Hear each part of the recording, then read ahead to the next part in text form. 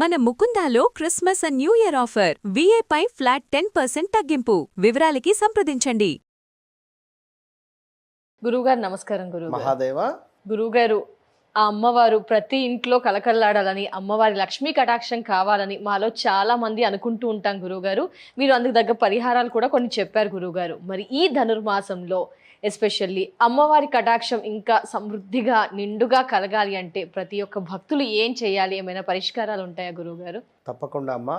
మన ఉన్నటువంటిది పుష్యమాసము. పుష్యమాసములో సూర్య భగవానుడు కాస్త ధనస్సులోకి వెళ్ళేటువంటి క్రమంలో దీనిని ధనుర్మాసంగా ఒక 15 రోజులు అత్యంత అద్భుతంగా కూడా వెంకటేశ్వర స్వామికి విశేషమైనటువంటి సేవలు చేసుకునేటువంటి పరిస్థితి ఉంటుంది.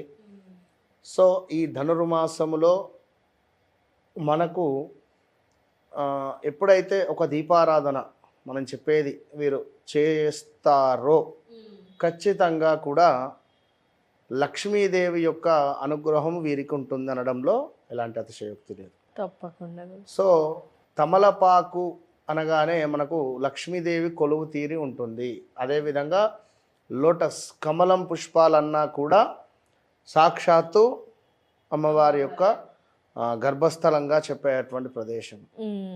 ఏది ఏమైనప్పటికీ కూడా ఇంట్లో చిరిగిపోయినటువంటి వస్త్రాలు కానీ చిరిగిపోయినటువంటి వస్త్రాలను కింద టైల్స్కు తుడవడానికి ఉపయోగపట్టిన, అదేవిధంగా ఏదో ఫంక్షన్కు 1 గంట 2 గంటలు 3 గంటలు లేదా 4 గంటలు కట్టుకున్నటువంటి పట్టు చీరను మళ్ళీ అలాగే తీసి దాన్ని వాష్ చేయకుండా బీరువాలో పెట్టినా కూడా ఇలాంటివి కొన్ని చేయకూడదు. సో చిన్నపిల్లలు ఉండేటువంటి చోట నవ్వుతూ ఉండాలి, నవ్విస్తూ ఉండాలి పిల్లలను. సో వారిని ఏమైనా ఇబ్బంది కలిగించే విధంగా చేసినా, వారిని కొంత మనము బాధ పెట్టినా కూడా అమ్మవారికి కోపం వస్తుంది. సో కొందరికి ఎవరికైనా కూడా అమ్మవారి యొక్క అనుగ్రహం పొందాలి అనుకుంటే మీ ఇంట్లో ఉండేటువంటి స్త్రీలను తప్పకుండా ఎంతో అభిమానంగా ఎంతో ప్రేమగా చూసుకునేటువంటి భార్య మన బాధ్యత భర్త. కనుక ఎవరైతే ఇంట్లో స్త్రీమూర్తులు బాధపడరో, ఎవరైతే ఇంట్లో స్త్రీమూర్తులు తరచూ ఏడుస్తూ ఉండరో, ఎవరైతే స్త్రీమూర్తులు ఇంట్లో మరి వీరు కూడా శుభ్రంగా ఉంచారు ఇంటిని. కుర్చీలో చూస్తే ఇన్ని బట్టలు ఎక్కడ చూసినా. అసలు ఈ కుర్చీలు ఉన్నవన్నీ అందుకే కూర్చోడానికి కాకుండా బట్టల కోసం. మళ్ళీ అంటారు కొందరు ఖాళీ కుర్చీలు పెట్టకూడదు అని చెప్పి అట్లా పెట్టా అని చెప్పి అంటారు. ఓకే గురువుగారు, ఇది కూడా మంచిది కాదంటారా అలా ఉంచడం? ఇలాంటివి అన్నీ చేస్తూ మనం చెప్పే రెమెడీలు చేస్తే పనికిరావు. ఎస్ గురువుగారు. సో ఏదో ఒక రెమెడీ అని మనం చేయడం ద్వారా ఫలితం కావాలి అంటే ఇప్పుడు పథ్యం పాటించాలి. మనకు ఒక ఆరోగ్యకరమైనటువంటిది ఇబ్బంది వచ్చింది కనుక మనం ఒక పథ్యాన్ని పాటించాలి.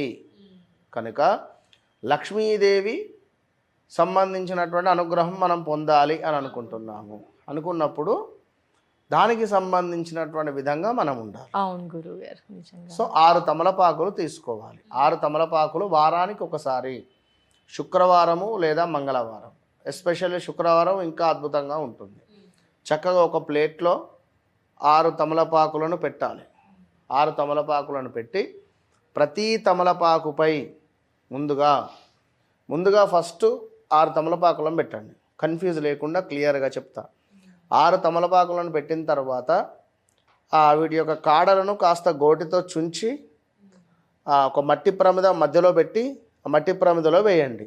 6 కాడల్ని కొంచెం కనుక కంప్లీట్గా తమలపాకు చిరిగిపోయే విధంగా చేయొద్దు. ఓకే, కొంచెం కాడలను చుంచి మట్టి ప్రమిదలో వేయాలి.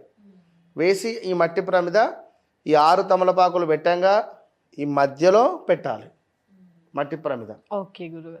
పెట్టేసి చక్కగా కూడా మరి ఈ 6 తమలపాకులలో మీరేం చేస్తారు అంటే ఒక దాంట్లో పచ్చి భాగం వక్క, ఒక తమలపాకులో ఒకటే భాగం వక్క, మరొక తమలపాకులో జీలకర్ర, మరొక తమలపాకులో సోంపు, మరొక తమలపాకులో దాల్చిన చెక్క, మరొక తమలపాకులో ఇలాచీలు, మరొక తమలపాకులో లవంగాలు, మరొక తమలపాకులో జాజికాయ లేదా జాపత్రి. ఓకే, సోంపు, వక్క, జాజికాయ, ఇలాచి, ఇలా అన్ని మంచి మొట్టమొదటిది మళ్ళీ చెప్తున్నాను వినండి. ఆర్డర్ లో పెట్టాలా మొట్టమొదటిది గురుగారు? ఎట్లయినా పెట్టండి. ఓకే, మొట్టమొదటిది వచ్చేసి మనకు చెప్పింది ఏమిటి అంటే వక్క, పచ్చి భాగం వక్క. మ్మ్. రెండవది జీలకర్ర. మ్మ్. మూడవది సోంపు. సోంపు. నాలుగవది వచ్చేసి దాల్చిన చెక్క. ఐదవది వచ్చేసి ఇలాచి. ఆరవది వచ్చేసి జాజికాయ లేదా జాపత్రి, ఏదైనా లైక్. మ్మ్. 6. ఈ 6 కూడా మిశ్రమాన్ని పెట్టండి. ఒకవేళ జాజికాయ జాపత్రి లేదు అని అనుకునేటువంటి క్రమంలో కాస్త అక్కడ మిరియాలైనా పెట్టండి. మిరియాలు పెడితే అటు ఇటు ఉరుకుతవి. మిశ్రీ అంటారు, మిశ్రీ బిళ్ళలు లేదా బెల్లం పెట్టండి. బెల్లం కూడా అమ్మవారికి ఎంతో ప్రీతి. మ్మ్. సో ఇవి 5 కూడా చక్కగా పెట్టేసి, ఇంకా చెరుకు కూడా ఇంకా ప్రీతి పెట్టేసి చక్కగా కూడా ఈ మధ్యలో మనము ఈ యొక్క తమలపాకులను తుంచినటువంటి కాండలు వేసి ఉన్నాం. సో ఇందులో చక్కగా కూడా ఆవు నెయ్యి పోసి పువ్వొత్తి వేసి చక్కగా పువ్వొత్తులను వేసి కుదిరితే ఒక 5 పువ్వొత్తులు వేయండి, లేదా 3 పువ్వొత్తులను ఒకటిగా చేసి వేసి దీపాన్ని వెలిగించి అమ్మవారికి హారతి ఇవ్వండి. ఈ హారతి ఇచ్చేటువంటి క్రమములో తప్పకుండా కుదిరితే శ్రీ సూక్తాన్ని చదవండి, మ్మ్.